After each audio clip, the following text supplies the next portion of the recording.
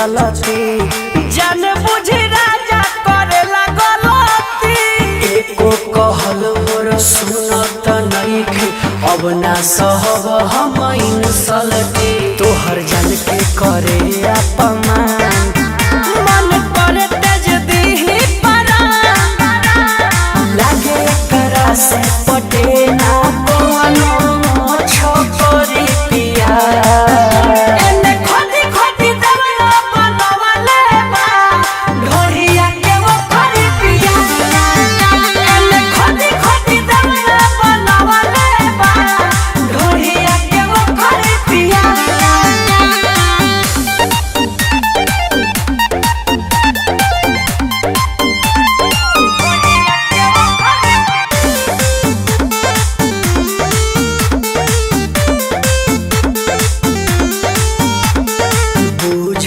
हमरो इशारा हो अपना धन पर लगावा पहाड़ा हो भइल बाबा का हमारा हो